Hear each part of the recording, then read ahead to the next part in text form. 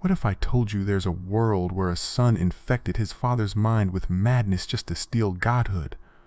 Where an entire race mutilated their own genetics forever to escape genocide? Where heroes ripped the wings off their own people for the crime of wanting equality? This isn't some dark fantasy novel. This is MapleStory. And 99% of players have no idea how twisted Grandis really is. You're about to discover why this world is literally called the Graveyard of Warriors. How a cult gained the power to conquer an entire dimension. Why survivors permanently destroyed their children's DNA to hide from hunters. The civil war fought over which version of the same god was real.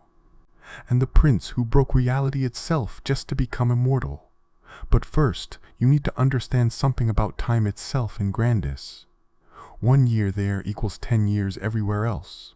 Think about that. While you age 1 year, someone in Grandis ages a decade. This isn't just some random detail. This is why everyone who enters Grandis comes back broken. If they come back at all. The story starts with 3 species fighting for dominance. The Flora with their blood-red wings and crystal magic. The Nova with their dragon features.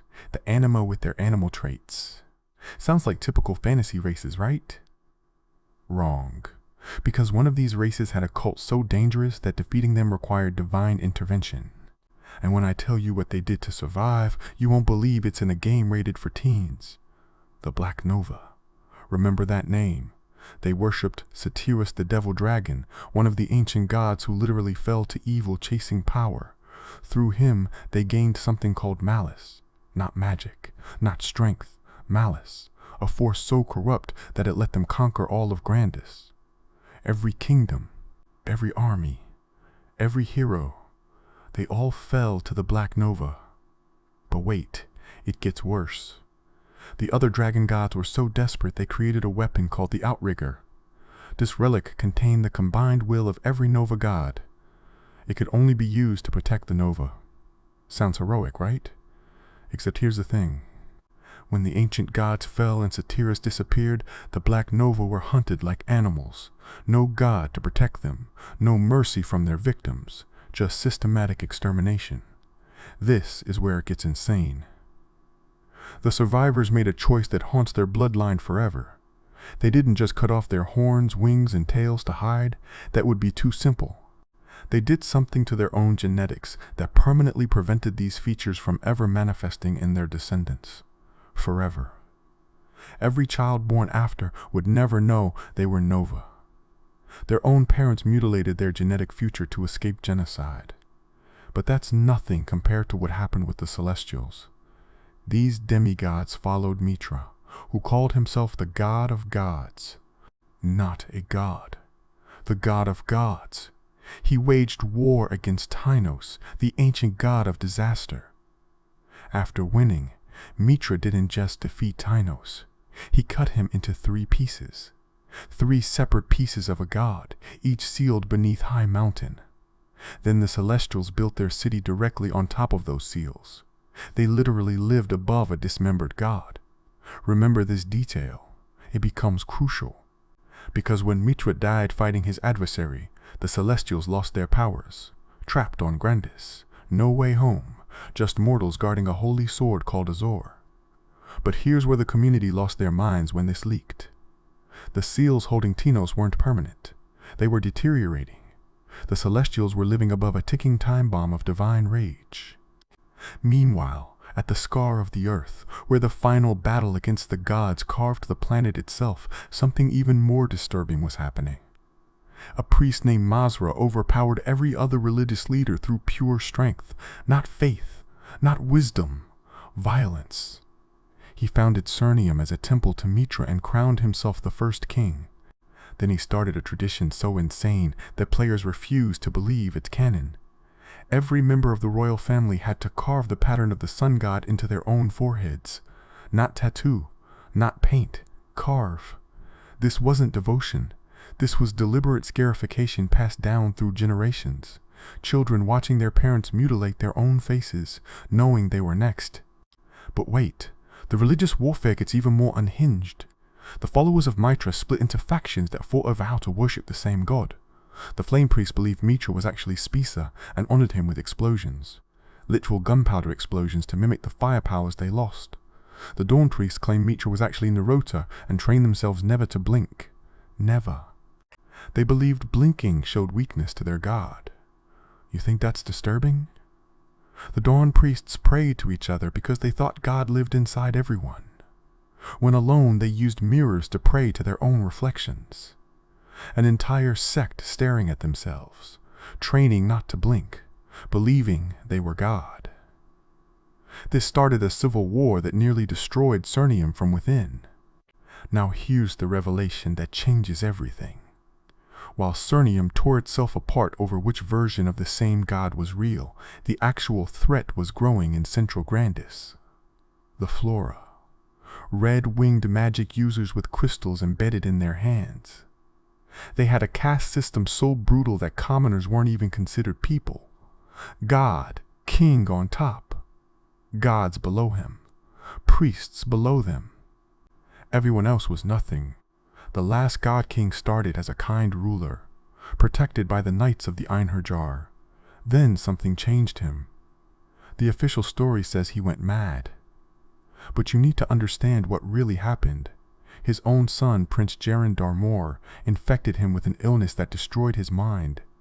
A son poisoned his father's sanity to steal godhood. This is your main villain in MapleStory. Under his madness, the God King ordered genocide against every other race on Grandis. But when a faction of Flora suggested sharing power with commoners, he didn't just exile them. He ripped off their wings, stripped their magic. These became the verdant Flora. The ruling faction called themselves the High Flora.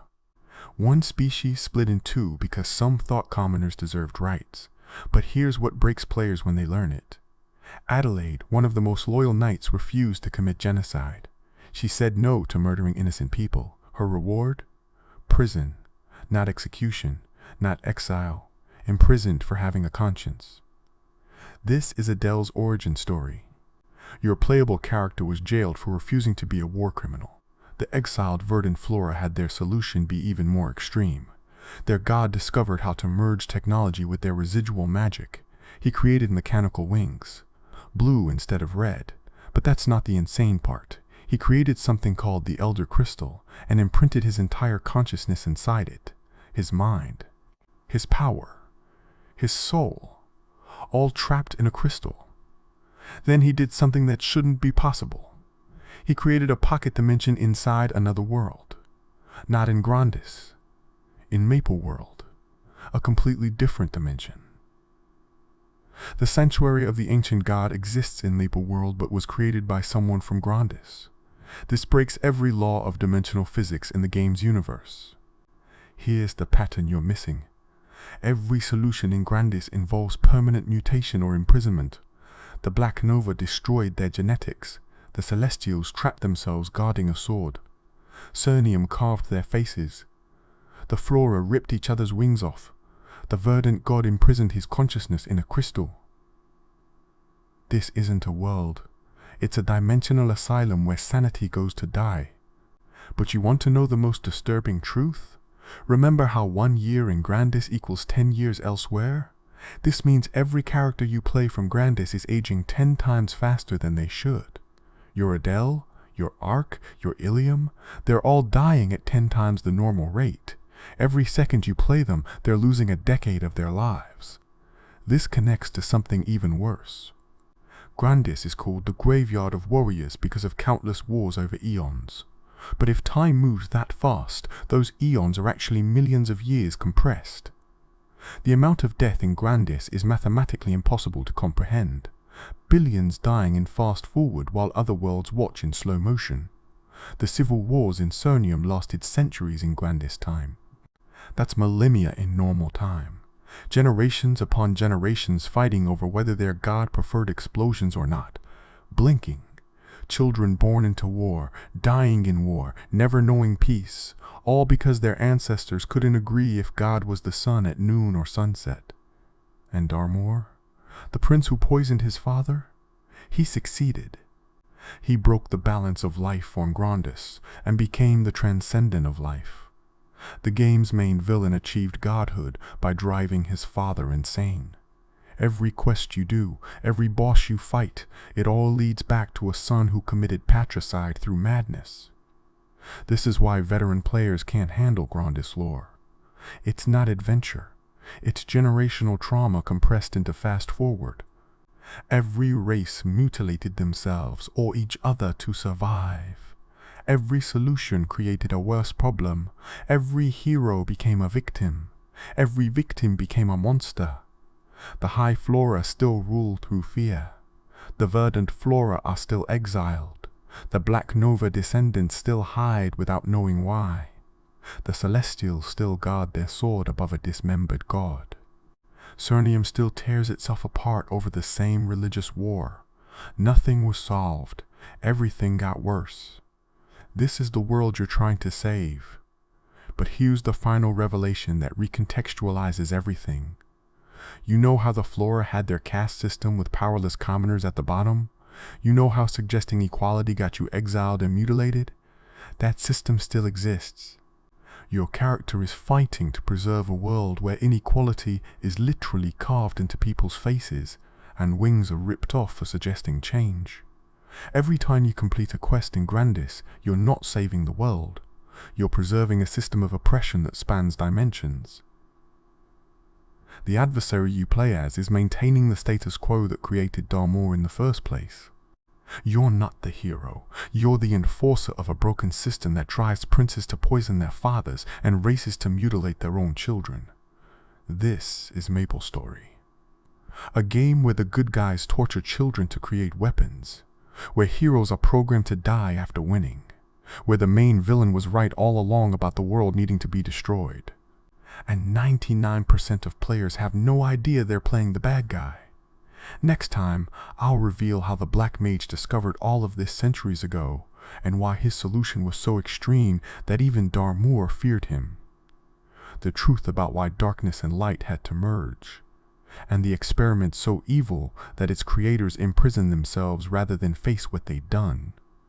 Because if you think Grandis is disturbing, you're not ready for what happened in Maple World before the Black Mage was sealed. You're not ready for the truth about Rini, about the First World Tree, about why time itself had to be broken.